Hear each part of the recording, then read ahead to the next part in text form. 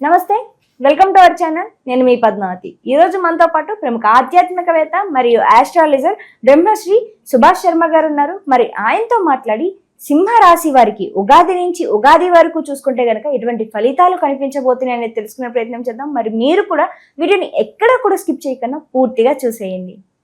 నమస్కారం గురువు గారు. శ్రీమాత్రే నమః. గురువు గారు, మరి ఉగాది నుంచి మనకి నూతన సంవత్సరం వస్తుంది. మరి నూతన సంవత్సరం అంటే మనకి సంవత్సరం నామకరణంతో పాటుగా మొత్తం విధి విధానాలు కూడా మారుతాయి. కాబట్టి మరి ఈ విశ్వావసు నామ సంవత్సరం అనేది సింహరాశి వారికి ఎటువంటి ఫలితాలను ఇవ్వబోతుంది? ఒకవేళ ఫలితాలు ఉంటే గనక అవి మంచివా లేకుంటే చెడ్డవా? వాటిని ఎలా గుర్తించాలి, ఎటువంటి పరిహారాలు చేసుకోవాలి అనేది వివరిస్తారు. తప్పకుండా తెలియజేస్తారు. ముందుగా ప్రేక్షకులందరికీ శ్రీమాత్రే నమః, శ్రీ గురుభ్యో నమః. ముందుగా వీక్షిస్తున్నటువంటి ప్రేక్షకులందరికీ కూడా నూతన సంవత్సర విశ్వవసు నామ సంవత్సర ఉగాది శుభాకాంక్షలు తెలియజేసుకుంటూ, గోచార ఫలితాలు అనేటటువంటి ప్రతి మనిషి జీవితంలో శుభాన్ని లాభాన్ని కలిగించాలని కోరుకుంటూ, ఇక గోచార ఫలితాల్లోకి వెళితే సింహరాశి వారి యొక్క ఫలితాలు. సింహరాశి వారికి గనక చూసుకున్నట్టయితే ఈ సంవత్సరము సింహరాశి వారికి ఆదాయం 11, వ్యయం 11, అలాగే రాజపూజ్యము 3, అవమానం 6. ఈ రకంగా వీళ్ళ యొక్క ఆదాయ వ్యయాలు నడుస్తుంది. అంటే ఖర్చు సమపాలల్లో ఉంటుంది. అలాగే ఆదాయము ఖర్చు సమపాలల్లో ఉండడంతో పాటు అవమానము రాజపూజ్యము అంటే 3 రాజపూజ్యము అవమానం 6% నడుస్తుంది. ఈ రకమైనటువంటి ఆదాయ వ్యయాలు వీళ్ళ జీవితంలో నడుస్తాయి.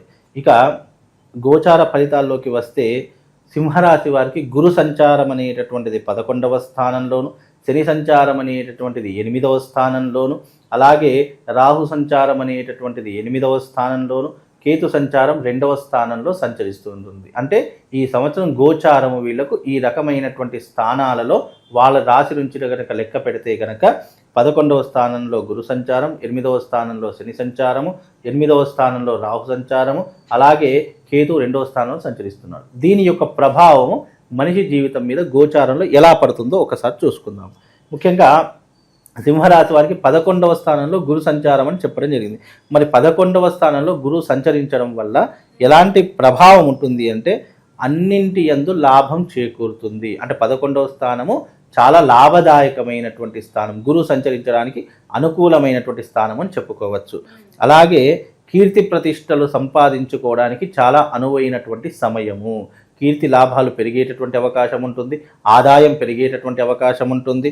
అందులోనూ తేజోవృద్ధి కలిగేటటువంటి అవకాశం కూడా ఉంటుంది. తేజోవృద్ధి అంటే అనుకున్నటువంటి పనులు సకాలంలో పూర్తి చేయగలుగుతారు, అనుకున్నటువంటి వారితో బంధుత్వం ఏర్పరచుకుంటారు, అలాగే సఖ్యత పెరిగేటటువంటి అవకాశం ఏర్పడుతుంది, కొత్త వాళ్ళ పరిచయాలు ఏర్పడుతూ ఉంటాయి.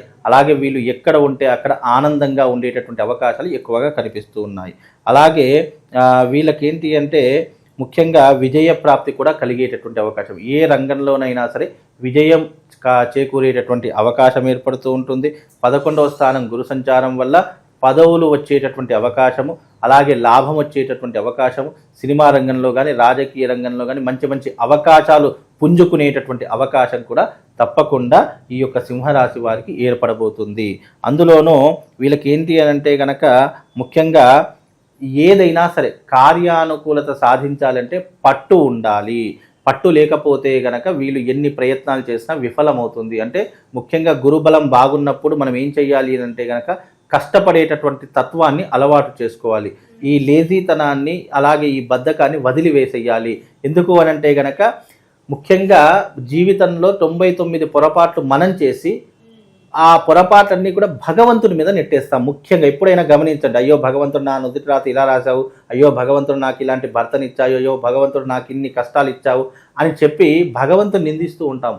ఎందుకైనా ఎప్పుడైనా గుర్తుపెట్టు, గోచార ఫలితాల్లో మనకు ప్లానటరీ పొజిషన్ బాగా ఉంది అని అనుకున్నప్పుడు మానవ ప్రయత్నంగా మనం ప్రతి ఒక్కటి ఆచరణ చేసేటటువంటి పద్ధతులు అలవాటు చేసుకుంటే ఫలితాలు అనేటువంటి తొందరగా రావడానికి గోచార ఫలితాలు మనకు ఉపయోగపడతాయని అర్థం చేసుకోవాలి. ఈ రకంగా 11వ స్థానంలో గురు సంచారము అదృష్టాన్ని లాభాన్ని సింహరాశి వారికి కలగజేస్తుంది. కానీ ఇక్కడ ఏమవుతుంది, వీళ్ళకు అష్టమ శని అనేటటువంటిది కూడా ప్రారంభమవుతుంది. ముఖ్యంగా ఈ యొక్క సింహరాశి వారికి అష్టమ శని వల్ల ఎలాంటి ఇబ్బందులు కలుగుతాయి? గురువు వీళ్లకు బాగున్నప్పటికీ కూడా 8వ స్థానంలో శని సంచారం వల్ల ఎలాంటి ఇబ్బందులు కలుగుతాయో తెలుసుకుందాం. ముఖ్యంగా 8వ ఇంట శని ఉండడం కారణం చేత దీనిని అష్టమ శని అని పిలుస్తాం మనం. అందులోనూ అష్టమ శని వల్ల మృత్యు ప్రాప్తి, అంటే అష్టమ శని వల్ల ప్రాణం మీద భయం ఏర్పడము, ప్రాణం అంటే తీపి ఏర్పడము, ప్రాణ భయము ఎక్కువగా కలగడం వల్ల, లేదు అనంటే రోడ్డు ప్రమాదాలు జరగడం వల్ల, లేదు అనంటే గనక అకస్మాత్తుగా ఏదైనా హార్ట్ ప్రాబ్లమ్స్ రానివ్వండి, లేదు అనంటే గనక ఉదర సంబంధితమైన వ్యాధుల ద్వారా, లేదా నరాల బలహీనత ద్వారా, మానసిక స్కిన్ ఎలర్జీ ద్వారా వీళ్ళకు కొన్ని దీర్ఘకాలికమైనటువంటి వ్యాధులు సంప్రాప్తి అయ్యేటటువంటి అవకాశం ఏర్పడుతుంది. ప్రాణభయం విపరీతంగా పెరిగిపోతుంది. అలాగే ముఖ్యంగా ఆపదలు అనేటటువంటివి ఎక్కువగా వస్తూ ఉంటాయి. అంటే చాలా మట్టుకు హ్యాపీగా ఉంటాం, అనుకోనటువంటి ఆపద మన యొక్క హ్యాపీనెస్ని సాడ్నెస్గా మార్చేస్తూ ఉంటుంది. అలాగే వీళ్ళకు ముఖ్యంగా బంధువులతో కానీ, స్వజనులతో కానీ, అయిన వాళ్ళతో కానీ శత్రుత్వం ఏర్పడేటటువంటి అవకాశం ఏర్పడుతుంది. కనుక సింహరాశి వారు వీలైనంత వరకు అయిన వాళ్ళతో కానీ, బంధువులతో కానీ చాలా జాగ్రత్తగా ఉండేటటువంటి ప్రయత్నం ఏర్పరచుకోవాలి. అలాగే ద్వేషాలు పెరిగిపోతాయి, నేరారోపణలు పెరిగిపోతాయి. అంటే ఏమీ చేయకుండానే, ఏమీ తప్పులు చేయకుండానే వీళ్ళ మీద దుమ్మెత్తిపోయడము, లేదా చాడీలు చెప్పడము, లేదు అంటే వీళ్ళు చేయనటువంటి తప్పుని స్ప్రెడ్ చేసేయడము, ఇలాంటివి ఎక్కువగా జరుగుతూ ఉంటాయి. అంటే చేయనటువంటి తప్పుకి కూడా ఒక్కొక్కసారి మనము శిక్షణ అనుభవించవలసిన పరిస్థితులు ఏర్పడుతూ ఉంటాయి. అలాగే ముఖ్యంగా 8వ స్థానంలో శని సంచారం వల్ల వీళ్ళకు రోగాలు, అలాగే ఆరోగ్య సంబంధమైనటువంటి ఇబ్బందులు పెరిగిపోతూ ఉంటాయి. ముఖ్యంగా వీళ్ళకు అవమానాలు విపరీతంగా కలుగుతాయి. అంటే ఎప్పుడైనా ఒకటి గుర్తుపెట్టుకోండి, పళ్ళున్న చెట్టుకే రాళ్ళు పడతాయి అని చెప్పేసి ఎలాగైతే అంటామో అలాగే అవమానాలు కూడా అలాగే వస్తుంటాయి. గురు సంచారం బాగున్నప్పటికీ ఆర్థిక పరంగా వీళ్ళకు కొన్ని ఇబ్బందులు జరిగినప్పటికీ కూడా వీళ్ళ మీద విసుగుపడేటటువంటి వాళ్ళు, అసూయపడేటటువంటి వాళ్ళు, జీవితంలో ఎదుగుతున్నాం అనుకున్నప్పుడు వీళ్ళ కిందికి లాగేయాలని చూసేవాళ్ళు చాలామంది తయారవుతారు. కనుక ఈ విశ్వావసు నామ సంవత్సరంలో తప్పకుండా మీరు జాగ్రత్తగా ఉండాలి. ఎందుకంటే అర్ధాష్టమ శని ప్రభావం వల్ల ప్రాణ నష్టము, ప్రాణ భయము, వ్యాధి పీడలు ఎక్కువగా వచ్చేటటువంటి అవకాశం ఉంటుంది. అలాగే శిక్షలు, జైలుకు వెళ్ళడం కానివ్వండి, లేదు చేయనటువంటి తప్పుని మనం అనుభవించడం కానివ్వండి, కోర్టులకు చుట్టూ తిరగడం కానివ్వండి, ఆస్తి నష్టం జరగడం కానివ్వండి, నమ్మి డబ్బులు ఇచ్చేటటువంటి వాళ్ళే మనకు శత్రువులుగా మారిపోవడం కానీ ఇలాంటివి జరుగుతాయి. ఇవి అర్ధాష్టమ శని వల్ల కలిగేటటువంటి ఇబ్బందులు. కనుక ఈ ప్రమాదాలకు చాలా జాగ్రత్తగా ఉండేటువంటి ప్రయత్నం చేసుకోవాలి. అలాగే సింహరాశి వారికి 8వ స్థానంలో కూడా రాహు సంచారం నడుస్తుంది. మరి 8వ స్థానంలో రాహు సంచారం వల్ల ఏమవుతుంది అంటే కనుక శ్వాసకోశ సంబంధాలు ఏర్పడతాయి, అంటే శ్వాసకోశ ఇబ్బందులు ఏర్పడతాయి. అందులోనూ రుణ బాధలు ఎక్కువగా అవుతాయి, అంటే అప్పుల బాధలు ఎక్కువగా అయ్యేటటువంటి అవకాశం ఉంటుంది. అలాగే వీళ్ళకు కార్య ప్రతికూలత, అగౌరవం ఎక్కువగా ఏర్పడుతుంది. అంటే చేసే ప్రతి పనిలో కూడా ఆటంకాలు ఏర్పడతాయి. అరే ఈరోజు వెళ్తే ఇక్కడ పని అవుతుంది అని అనుకుంటాము, ఆ పని కాకపోవడంతో వీళ్ళకు ఇబ్బందులు ఏర్పడుతుంటాయి. అగౌరవం అంటే వీళ్ళను తిట్టేటటువంటి వాళ్ళు, వీళ్ళంటే అసహించుకునేటటువంటి వాళ్ళు, అరే వీళ్ళు వస్తే వాళ్ళ నుంచి దూరం వెళ్ళిపోవాలనే ఆలోచనలు ఎదుటి వారి వ్యక్తిలో కలుగుతూ ఉంటాయి. కనుక ఇలాంటి విషయాల్లో కాస్త జాగ్రత్తగా ఉండే ప్రయత్నం చేయాలి. ఇక సింహరాశి వారికి కేతు 2వ స్థానంలో ఉన్నాడు కాబట్టి ఖర్చులు అధికమయ్యేటటువంటి అవకాశం ఉంటుంది, డబ్బు కొరత ఏర్పడేటటువంటి అవకాశం ఉన్నది. కాబట్టి ఈ సంవత్సరం గోచార ఫలితాల్లో గురువు లాభంగా ఉన్నప్పటికీ కూడా అర్ధాష్టమ శని ప్రభావం వల్ల, అష్టమ రాహు ఫలితం వల్ల వీళ్ళకి కొన్ని ఇబ్బందులు ఏర్పడతాయి. ఆ ఒక విషయంలో వీరు జాగ్రత్తగా ఉంటే కనుక అన్ని రకాలుగా బాగుంటుంది. అయితే గురువు గారు, మరి సింహరాశి వారికి కాస్త మిశ్రమ ఫలితాలు అనేవి కనిపిస్తున్నాయి కాబట్టి ఎటువంటి పరిహారం చేసుకోవడం వల్ల ఈ సంవత్సరం అంతా కూడా కొంచెం మంచి ఫలితాలు కనిపించడానికి అవకాశం దొరుకుతుంది అంటారు? తప్పకుండా ఈ సంవత్సరం మంచి ఫలితాలు కావాలి అని అనుకుంటే కనుక మార్చి 29వ తారీఖు అమావాస్య రోజున అరిష్ట నివారణ తంత్రయాగం జరుగుతుంది. ఆ అరిష్ట నివారణ తంత్రయాగంలో రండి, పాల్గొనండి. చక్కగా అరిష్ట నివారణ తంత్రయాగం చేయించుకోండి. తద్వారా మీకున్నటువంటి అరిష్టాలు, మీకున్నటువంటి ఇబ్బందులు, శనిగ్రహ పీడలు అన్నీ కూడా దూరం అయిపోయేటటువంటి అవకాశం దీని ద్వారా కలుగుతుంది. మార్చి 29వ తారీఖు అమావాస్య చాలా అద్భుతమైనటువంటి రోజు. ఆ రోజున ఖగోళంలో అనేక వింతలు జరుగుతాయి. షష్టగ్రహ కూటమి కూడా ఏర్పడేటటువంటి రోజు కాబట్టి ఆ రోజున ఎవరైతే అరిష్ట నివారణ తంత్రయాగం చేయించుకుంటారో వాళ్లకు ఈ విశ్వావసునామ సంవత్సరం కాస్త ఉపశమనం కలుగుతుంది. అంటే ఇది క్రోధినామ సంవత్సరంలో జరిగినప్పటికీ కూడా ఈ సంవత్సరం జరిగేటటువంటి విశ్వావసునామ సంవత్సరం రాబోయేది తెల్లారితే విశ్వావసునామ సంవత్సరం కాబట్టి ఈ శనివారము అమావాస్య రోజున జరిగే అరిష్ట నివారణ తంత్రంలో పాల్గొంటే గనక తప్పకుండా శనిగ్రహ పీడలు కానివ్వండి, వానకున్నటువంటి అరిష్టాలు కానివ్వండి, కుటుంబంలో ఇబ్బందులు కానివ్వండి తొలగిపోయేటటువంటి అవకాశం ఉంటుంది. ఇది బాసర జ్ఞాన సరస్వతి దేవస్థానం నందు గోదావరి తీరంలో నిర్వహించడం జరుగుతుంది.